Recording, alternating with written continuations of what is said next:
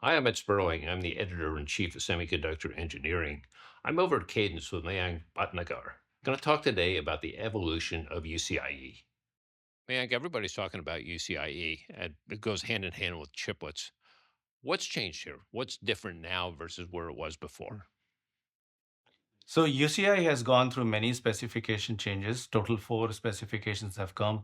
It went from a very basic die-to-die connectivity to now where it has many features, and those features are added in every specification to give more flexibility to the users of UCI. Well, let's take a closer look. Sure. Mayank, what are we looking at?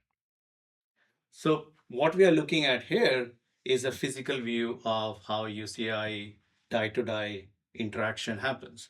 So we have actually multiple versions of UCIs now available. So one is a standard package UCI where you have two chiplets talking to each other using routes embedded in the substrate. The other is a UCI advanced package where the same connection, the high speed data transfer, happens using what is called an interposer or an embedded bridge inside the substrate. So those are advanced packaging.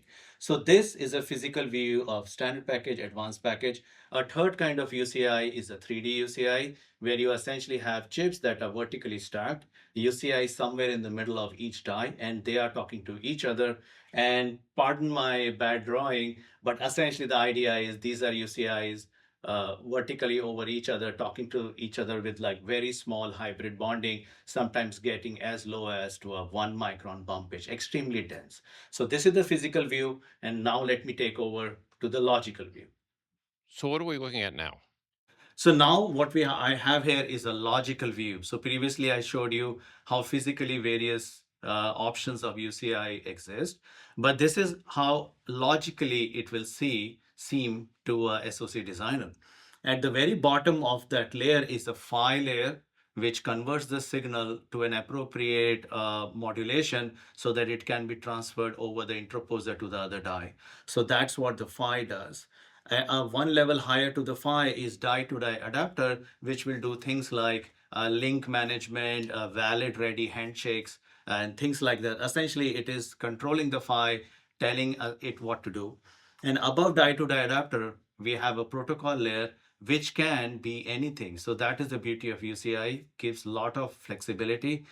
UCI 1.0 started with this being PCI or CXL, all a streaming mode, but with the further specifications and revisions of UCI, now we essentially can put anything on top of it, and that is coming in very handy as we disaggregate designs for the high performance computing needs.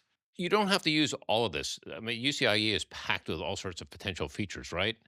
So now we've got you can pick and choose from this entire list of okay, we can get very technical, we can have this incredibly complicated communication standard here, or we can use just parts of it that are very thin. What's changed here? Was that always present, or did it start out as one thing that had everything and then you added on? So UCI 1.0, if you look at the logical level or the physical level, UCI 1.0 started off as a basic interconnect which defined the phi, and the adapter layer was only usable if your protocol above it was PCI or CXL. If you wanted to use a streaming mode, which is essentially do not use PCI CXL, the adapter was just a pass through and you just had the raw phi, which would take your signal, modulate it, send it to the other side. Another thing about the initial versions of UCI was that, as I showed in the physical view, only 2D, 2.5D, which is UCI standard package and UCI advanced package, were allowed. The UCI 3D that I showed to you previously only came in UCI 2.0. So that is one addition that happened on the physical aspect. Another thing that happened with UCI 1.1 was with 1.1, even if you are using streaming, so your protocol is something you yourself made or something that is proprietary, such as Cadence has proprietary AXI, CXS bridges, you could use the D2D adapter features such as CRC and retry and flit in that. So that happened. That was a big change in UCI 1.1. Another thing that happened in UCI 1.1 was ability to do link health monitoring. So UCI 1.0 did not have that. In UCI 1.1, you could check your link health to see, is my transmission being error free enough? Do I need to pause it, reset it, retrain it? So that thing came in UCI 1.1.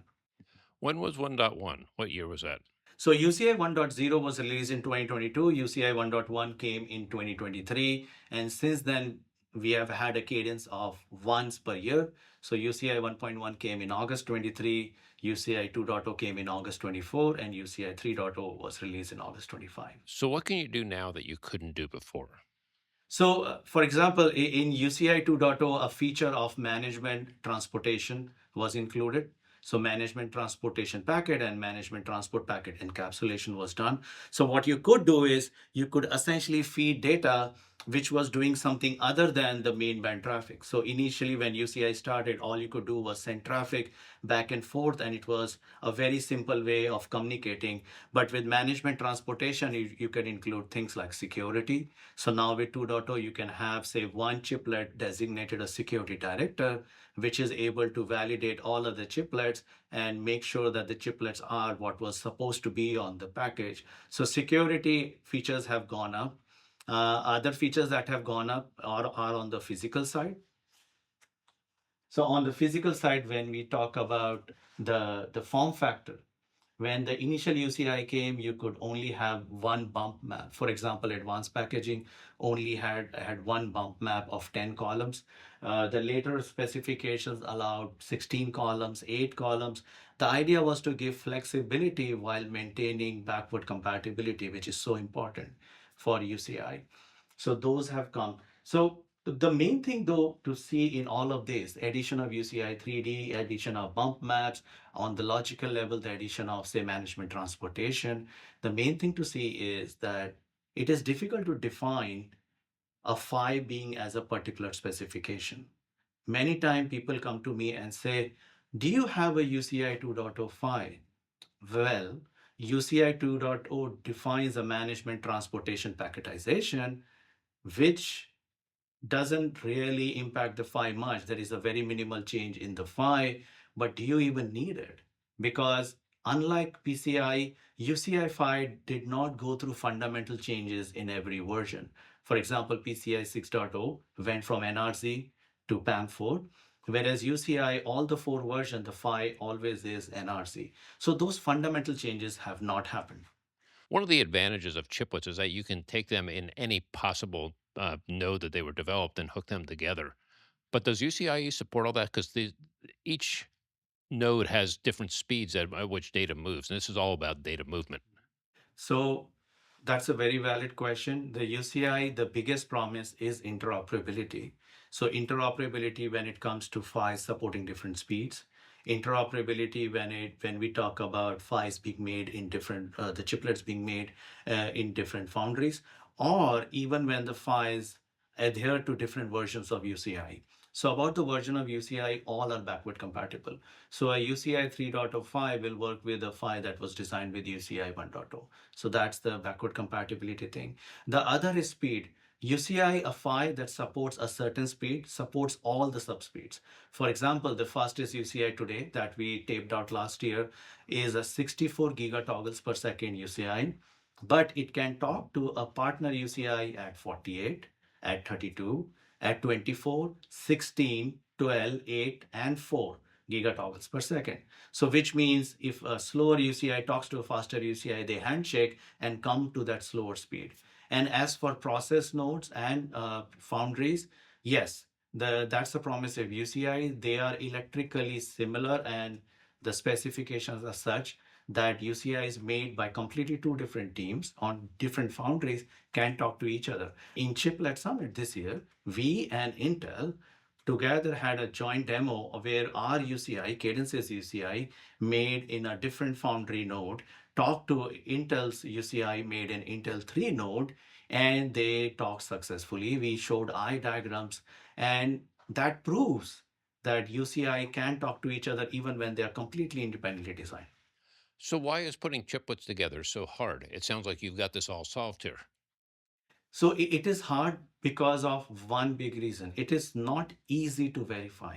For example, for PCI, you have a plug fest. You bring your card, you have somebody else's card, you plug it in, they work together, they recognize each other, you have data transfer. For UCI, when you put two things together, it means package design, packaging. It takes time, it takes some effort. So it is that is definitely a big roadblock in making chiplets work like Lego pieces. Another thing is people have simply not adopted it. There is hesitance that always happens in adopting something new. I'm sure when PCI came out so many years ago, there was hesitance in using it. Similarly, when UCI came out, the initial hesitance I saw was in people that were using, say, custom die to die. They said, oh, the PPA cannot match. It's a standard. We are using custom die to die. But with these versions and these features that UCI has added, that is exactly what UCI are attempting to do. We are trying to get as close as possible to custom application while maintaining the standard, the interoperability, the backward compliance. And it's not just connectivity that's the problem, right? Because now that you've got a standard here, there's at least a standard way of moving it. But there's a lot of unstandardized pieces of this whole puzzle, right? Yes, so you see, for example, multi-die designs bring about new challenges such as thermal management, stress, and overall package design. Those are new pieces that have come, but there is a lot of work being happening on even standardizing, or there are a lot of EDA tools being created to make these things as automated and as standard as possible. For example, we at Cadence have a full suite to be able to do things like package design, thermal analysis, and with that, the role of models has become extremely important. Being able to create robust models that can talk with anybody's EDA tool and give accurate information is key. And that is why that are the new things that are being developed with UCI, and we are supporting them. And we are seeing that with the EDA evolution in EDA tools, it is becoming more manageable as time goes by. Everybody wants to get to the point where they can pick chiplets off of a list and say, let's put these things together. It's not that simple, right? Currently, no, it's not. And it's the issue is on both sides. The supply is very limited and the demand is very limited. The demand is limited because the market is currently fragmented. People want different aspect ratios, different size dies, and the supply is limited kind of because of the same reason. A designer of a chiplet needs assurance that when he or she designs, creates a chiplet, does all that investment will pay off. So going to standards, and especially the focus that is happening on UCI, everybody is essentially getting behind UCI, is what will enable that. So standards on interconnect, standards on things like you just mentioned, thermal management, analysis, the package designs, things like that.